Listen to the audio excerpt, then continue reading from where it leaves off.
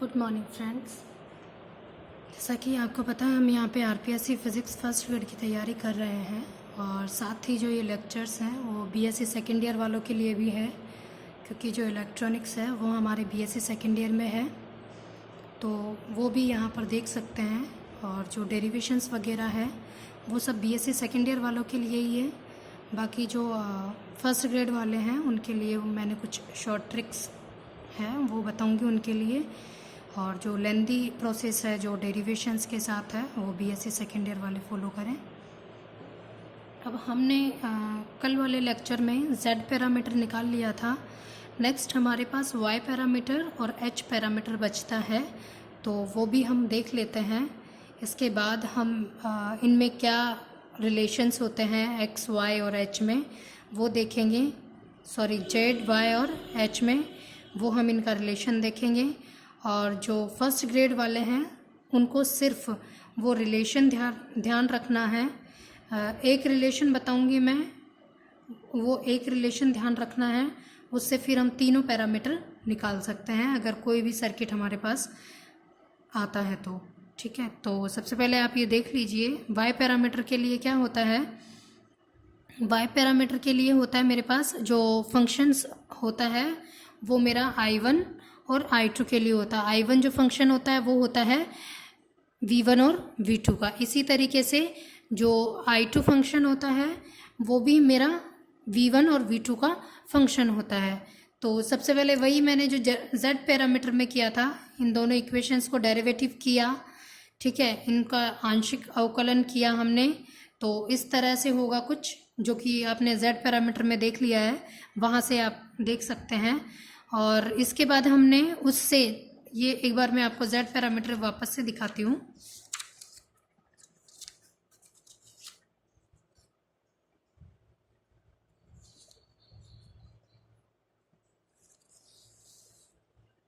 ये देखिए, ये हमारा Z पैरामीटर है और इसके लिए जो डेरिवेटिव था वो ये था। Z पैरामीटर के लिए डेरिवेटिव ये था।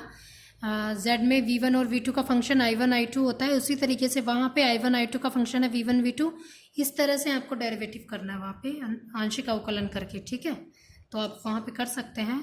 और हमने यहाँ पे डायरेक्ट मैंने लिख दिया है इक्वेशन बना के।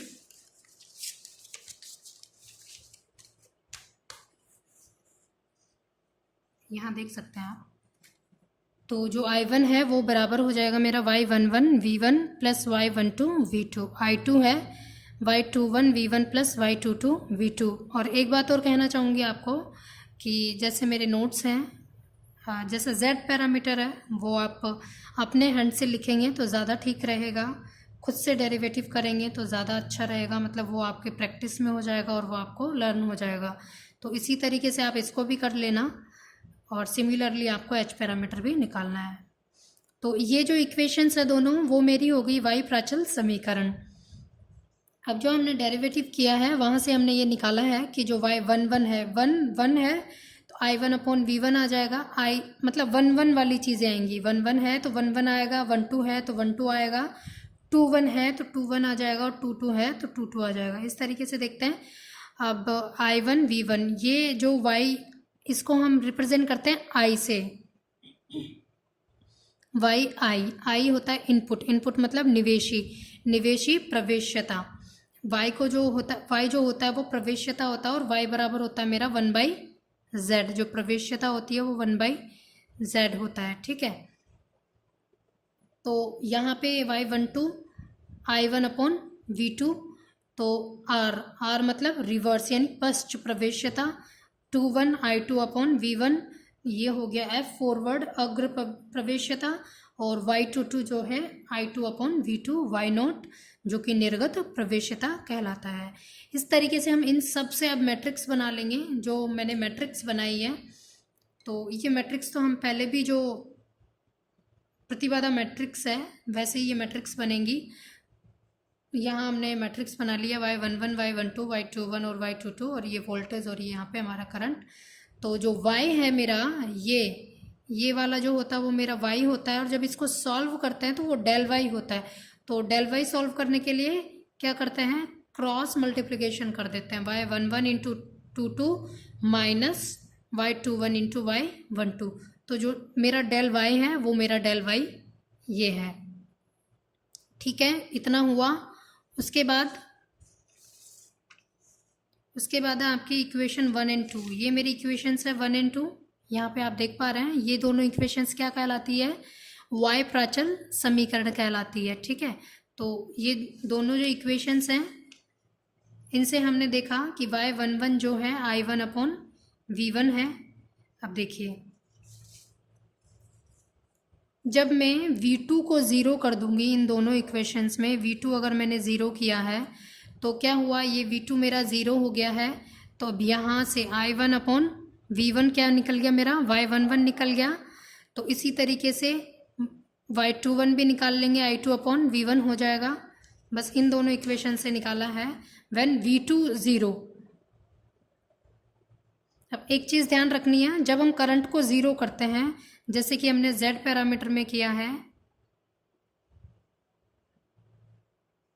Z पैरामीटर में मैंने करंट को ज़ीरो किया है। तो जो करंट को ज़ीरो करते हैं तो करंट के लिए हम क्या टर्म यूज़ करते हैं, when current is zero then हम बोलते हैं कि निवेशी या निर्गत जो भी टर्मिनल होता है उसको हमने क्या किया है, खुला किया है, मतलब ओपन सर्किट बोल देते हैं वहाँ पे, जब मैंने करंट के लिए ज़ीरो। और जब मैं अगर वोल्टेज वाली टर्म को ज़ीरो करती हूँ उसको बोल देते हैं हम शॉर्ट सर्किट। ये हम पहले भी देख चुके हैं, तो वहाँ पे भी आप नोट कर सकते हो, वहाँ पे भी देख सकते हो। तो यहाँ मैंने V2 को ज़ीरो करा तब जाके मेरी ये दोनों वैल्यूज़ आई है। तो हम इसको बोलेंगे जो y11 है इसको yi, तो इसको बोलेंगे yi को निवेशी प्रवेश्यता, जबकि निर्गत टर्मिनल शॉर्ट सर्किट यानी लघुपतित हो। निर्गत V2, जो V2 है मेरा वो आउटपुट में है। हमने जब 4 टर्मिनल सर्किट बनाए थे तो 2 इनपुट 1 1 पे और 2 आउटपुट 2 2 पे थे। तो सिमिलरली ऐसे इसको करेंगे। तो y21 हमने निकाला जब V2 जब मैंने ज़ीरो पुट किया। इसी तरीके से जब मैं यहाँ पर V1 ज़ीरो पुट कर दूंगी तो यहाँ से मेरा y12 निकलेगा I1 अपॉन V2 और y22 निकलेगा मेरा I2 अपॉन V2। ठीक है, तो मैंने किया यहाँ पे V1 ज़ीरो किया तो y12 बराबर हो गया I1 upon V2 from equation 1 and 2। और y r से रिप्रेजेंट करते हैं इसको, तो r मतलब रिवर्स हो गया यानी उत्क्रम प्रवेश्यता, जबकि निवेशी टर्मिनल लघुपतित हो। निवेशी मैंने बोला यहाँ V1, तो जो V1 है वो क्या है, मेरा इनपुट है, इनपुट वाला वोल्टेज है V1, और जो V2 है वो आउटपुट वाला वोल्टेज है। इसी तरीके से y22 है तो ये हो गया I2 अपॉन V2, और y0 यानी y0, ये ज़ीरो से मतलब है यहाँ पे आउटपुट यानी निर्गत प्रवेश्यता, जबकि निवेशी टर्मिनल लघुपतित। तो अब यहाँ पे हम इसका सर्किट बनाएंगे। तो सर्किट में क्या है कि मेरे पास जो फंक्शंस है वो किसके हैं, करंट जो है वो फंक्शन है V1 V2 का। तो यहाँ पे जो मेरे पास दो सोर्स है वो किसके सोर्स है, करंट के सोर्स है I1 I2। तो जो सर्किट बनाएंगे उसमें क्या आएगा, मेरा करंट आएगा। और जो धारा के साथ हम जो रेजिस्टेंस या एडमिटेंस जो भी चीज़ें लगाते हैं वो हम पैरेलल में लगाते हैं, और वोल्टेज के साथ सीरीज में लगाते हैं। तो यहाँ जो धारा के साथ आएगा रेजिस्टेंस वो किस में आ जाएगा, पैरेलल में आ जाएगा।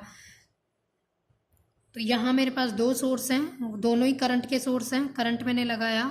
अब इन इक्वेशन से हम, ये V1 वोल्टेज है मेरा, क्या है ये V1 है और ये V2 है। ठीक है, अब y11 और y22 तो मेरे एडमिटेंस हो गए, प्रवेश्यता हो गई है, रेजिस्टेंस हो गए हैं। ठीक है, तो करंट के लिए क्या करेंगे, जब यहाँ से मैंने V1 निकाला, सॉरी यहाँ से क्या आ जाएगा मेरे पास I1 आ जाएगा, I2 आएगा, इस वाली इक्वेशन से I2 निकलेगा, इस वाली से निकला मेरे पास I2 और इस वाली से निकलेगा मेरे पास I1।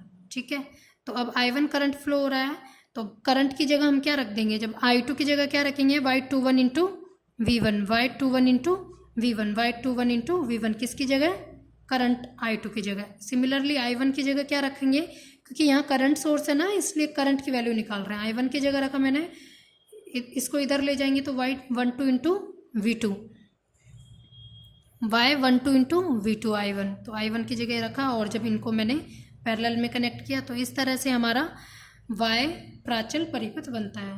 तो ये for the purpose of first grade and BSc दोनों के लिए है, क्योंकि एग्ज़ाम में आपको RPSC में भी कई बार सर्किट बना के दे देता है, जैसे y प्राचल परिपथ लिख दिया, यहाँ पे एक वोल्टेज सोर्स लगा दिया और एक करंट, तो वैसे रॉन्ग हो गया तो आपको 4 सर्किट बना के दे देगा और पूछ लेगा कि कौन सा राइट है। तो दोनों करंट सोर्स होने चाहिए और ये पैरेलल में जुड़े होने चाहिए रेजिस्टेंस। तो ये आपका होता है y पैरामीटर। अब हम देखते हैं h पैरामीटर। h पैरामीटर में क्या होता है, जो फंक्शन होते हैं वो V1 और एक होता है I2। V1 जो होता है वो फंक्शन होता है I1 एंड V2 का, इसी तरीके से जो I2 फंक्शन होता है वो होता है I1 और V2 का। आपको ये चीज़ें ध्यान रखनी है। जो Z पैरामीटर है उसमें V1 V2 के फंक्शंस होते हैं, Y पैरामीटर में I1 I2 और Z पैरामीटर में एक H पैरामीटर में एक V1 और एक I2 का। ये अगर ये चीज़ें ध्यान है तीनों के लिए तो आप पूरा क्वेश्चन सॉल्व कर सकते हैं।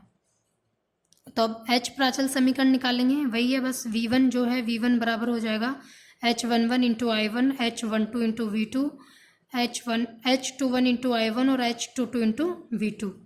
ये दोनों इक्वेशंस आ गई हैं। अब H11 जो है V1 अपॉन I1 हो जाएगा, ये V1 अपॉन V2 हो जाएगा, H21 जो डेरिवेटिव निकालेंगे उनसे ये सब निकल जाएगा।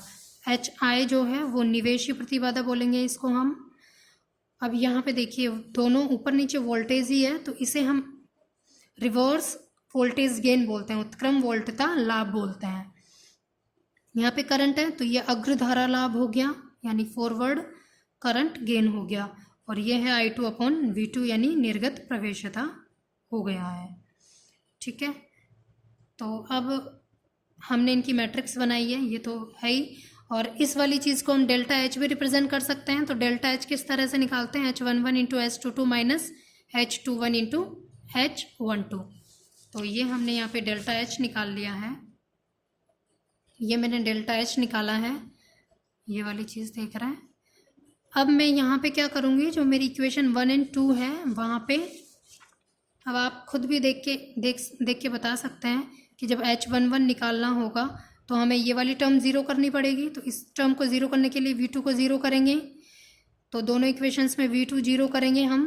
जब मैंने V2 ज़ीरो कर दिया है तो मेरे पास क्या निकल जाएगा, यहाँ से मेरे पास H11 निकलेगा और यहाँ से H21 निकलेगा। सिमिलरली जब मैं I1 ज़ीरो कर दूँगी, जब मैंने I1 ज़ीरो किया तो मैं यहाँ पे H12 निकाल सकती हूँ और H22 निकाल सकती हूँ। तो मैंने यहाँ से एक बार V2 ज़ीरो किया तो ये मेरा आउटपुट होता है और ये मेरे इनपुट में करंट होता है। मैं कह रही हूँ अगर वोल्टेज वाली टर्म को ज़ीरो करते हैं तो उसे शॉर्ट सर्किट बोलते हैं, और जब करंट को ज़ीरो करते हैं तो वो ओपन सर्किट यानी खुला परिपथ होता है। अब देखिए जब हमने ये निकाले हैं H11 तो V1 अपॉन I1, इसे HI बोला, ये निवेशीय प्रतिबाधा। किसको ज़ीरो करा मैंने, V2 को ज़ीरो करा यहाँ पे, तो मतलब निर्गत टर्मिनल मैंने क्या बोला उसको, शॉर्ट सर्किट लघुपतित। जब मैं I1 ज़ीरो करती हूँ तो क्या बोलेंगे उसे, ओपन सर्किट यानी टर्मिनल खुला हो। तो यहाँ पे H11 निकाला, H12 निकाला, H21 और H22 फ्रॉम इक्वेशन 1 एंड 2। ये मैंने निकाला है फ्रॉम इक्वेशन 1 एंड 2। ठीक है, ये सब चीज़ें हमने देखी है। अब इसी तरीके से अब इसमें जो इसका प्राचल परिपथ है वो बनाएंगे। तो इसमें क्या है, मेरे पास एक करंट सोर्स है, इक्वेशन जो आपको पता है, ये जो वोल्टेज, एक वोल्टेज का फंक्शन है और एक करंट का है। तो यहाँ पे एक वोल्टेज आएगा और एक करंट सोर्स आएगा। तो यहाँ एक वोल्टेज सोर्स है और एक करंट सोर्स है, और वोल्टेज सोर्स के साथ रेजिस्टेंस सीरीज़ में और करंट के साथ रेजिस्टेंस पैरेलल में। अब हम यहाँ से H11 और H22 तो है ही हमारा। अब यहाँ से अगर H12 जो है V1 की वैल्यू निकलेगी, तो जो V1 है वो मेरा H12 इंटू V2 ये आ जाएगा, और यहाँ से जब निकालेंगे हम तो I2 की वैल्यू आएगी H21 इंटू I1, और इस तरीके से आपका ये Z पैरामीटर वाला सर्किट बन जाता है। तो ये आपका Z पैरामीटर हो गया है। तीनों हमने पैरामीटर्स देख लिए हैं। अब हम इनमें कुछ रिलेशंस हैं वो देखेंगे।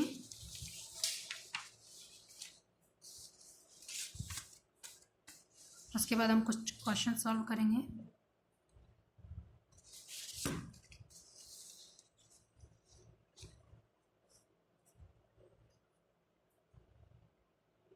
तो आप देख पा रहे हैं यहाँ पे ये रिलेशंस हैं कुछ।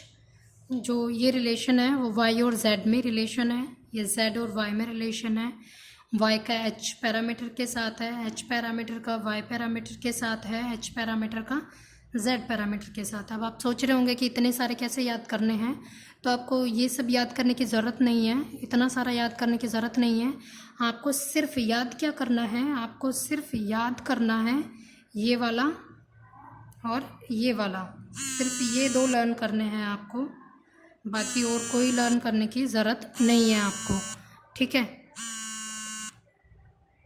तो यहाँ पे देखिए, अगर आपके पास z पैरामीटर है, z पैरामीटर आपको निकालना आता है, ये मैंने आपको बता दिया है कि कोई भी सर्किट होता है हमारे पास तो वहाँ से हम Z11, Z12, Z21 और Z22 कैसे निकालते हैं, वो शॉर्ट ट्रिक से जो मैंने बताया था कि फर्स्ट लूप का सारा ऐड करके Z11 निकाल लेंगे, सेकंड लूप में जितने भी रेजिस्टेंस है सब ऐड करके Z22 निकाल लेंगे, और Z12 और Z21 जो है, जो वन और सेकंड लूप में जो भी मेरे पास कॉमन रेजिस्टेंस है उसको विद नेगेटिव साइन के साथ लिख के और हम वो निकाल लेंगे। तो Z पैरामीटर तो मेरे पास है ही, वहाँ से हम डेल Z भी पता है हमें कैसे निकालते हैं, क्रॉस मल्टीप्लिकेशन करके, तो डेल Z वहाँ से निकाल लेंगे। अब वहाँ पे हमें डेल Z11 पता होता है, Z12 पता होता है और Z21 हमें पता होता है, तो ये वहाँ से निकाल लेंगे। सॉरी, यहाँ नेगेटिव साइन आएगा ना, ठीक है। तो ये हमने किया। अब इसके बाद आप सिर्फ ये दो वाली चीज़ें याद करेंगे और हम उसके बाद फिर ये सब देख लेंगे कि किस तरह से हम निकालते हैं। एक क्वेश्चन लेंगे हम और उस क्वेश्चन से हम तीनों पैरामीटर निकाल के देखेंगे। ये सिर्फ आरपीएससी की तैयारी जो कर रहे हैं उनको याद करने हैं, बीएससी वालों के लिए ये नहीं है। बीएससी वाले जो मैंने विद डेरिवेशन बताए हैं तीनों पैरामीटर, वो वाला उनको करना है, ये आरपीएससी वालों के लिए। ये सिर्फ आपको ये दो रिलेशन याद करने हैं।